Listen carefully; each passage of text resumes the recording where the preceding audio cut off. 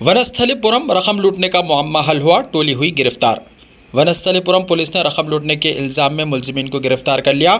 उनके कब्जे से 18 लाख रुपये नकद रकम, बेंस कार, मोटरसाइकिल और 5 सेल फोन जब्त कर लिए गए।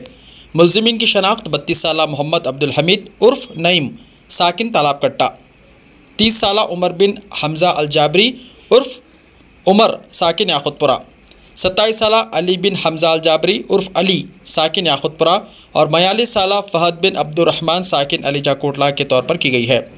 उनका साथी रहीम गौरी मफरूर बताया गया है। रचाकुंडा पुलिस ने बताया कि मुलजिम नंबर 1 मोहम्मद अब्दुल हमीद ने शिकायत कुनिंदा वेंकट रेड्डी के साथ दोस्ती की।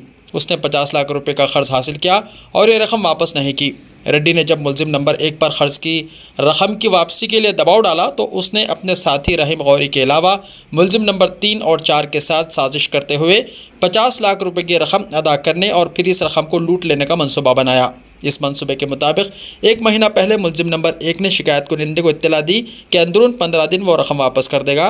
बाद मुलजिमीन ने मंसूबाबंद तरीके से ये रकम लूट ली। केस हुआ था करीब 4 दिन पहले।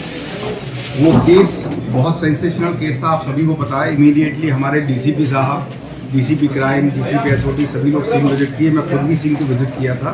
तो उसमें एक महिला वेंकट रेड्डी जिनकी वाइन शॉप है, वो वहाँ से घर जा रहे थे तो 50 लाख रुपया उससे 2 एक्यूज मोटरसाइकिल ये स्कूटर पे आके उनको किक करके लात मार के लेके गए और इस इंसिडेंट की वजह से बहुत ज़्यादा सेंसेशन भी हुआ।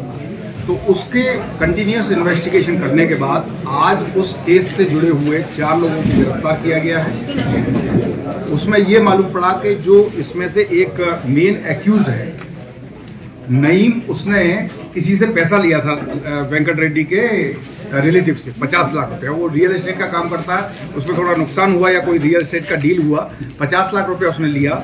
जब उसने पैसा वापस मांगना शुरू किया वो वेंकट रेड्डी के जरिए, तो नईम ने अपने 3 साथियों को मिलके ये प्लान बनाया कि कैसे ही पैसा अरेंज करके पहले एक बार उसको दे देंगे, फिर उसके बाद उससे रॉबरी करके ले लेंगे तो ये प्रॉब्लम खत्म हो जाता।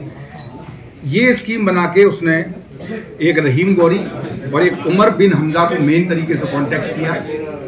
और जो उमर बिन हमजा है वो भी रियल एस्टेटर है। उसका छोटा भाई अली पहले जाके बाइक से, यामा बाइक, वो बाइक भी सीज हो गई है, उससे जाके पूरी रेकी करके आया।